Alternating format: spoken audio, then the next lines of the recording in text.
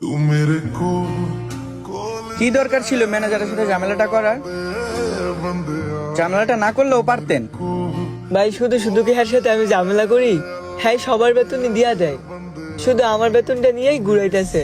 অথচ আমি কি একটা প্রেশারে আছি তা আপনি তো জানেন। দেখেন ভাই, আজকে সকালে খাওয়ার জন্য আপনার থেকে 100 টাকা নিছি। ভাবছি আর ভাবে আজকে টাকা দিব, আপনার টাকাটা দিয়ে দিব, কিন্তু আর ভাব তো আমার টাকাই দিল না। রুমের মধ্যে খাবারের টাকা দেওয়ার জন্য চিল্লাইতেছে, ওই টাকাও দিতে পারতেছি না।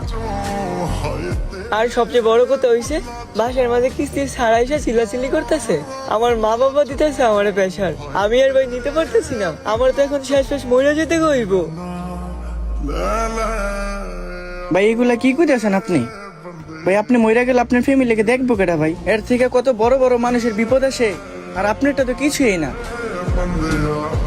ভাই আপনার কাছে এটা কিছুই না, কিন্তু আমি তো কাউরে বুঝাইতে পারতেছি না। না পারতেছি আমার কষ্টের কথা কাউরে কইতে, না পারতেছি আমার বাবা মারে বুঝাইতে। আচ্ছা ভাই টেনশন করেন না, আমি আছি না, আমি থাকতে আপনার কিছুই হইব না। ভাই আমার তো স্যালারি আইছে, আর আমি বাড়িতে কিছু টাকা পাঠাইছিলাম, আর আমার কাছে কিছু খরচের টাকা রাখছিলাম, এটা আপনি এখন রাখেন।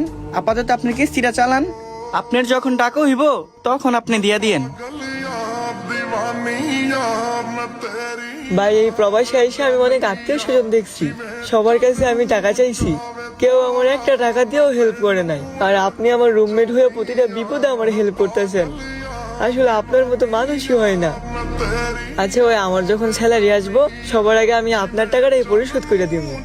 আচ্ছা ভাই, আপনি এখন যে বাংলাদেশে টাকাটা পাঠান, আর আমি এখন যাই, আমার ডিউটি আছে। तू डर छड़ दे जग दा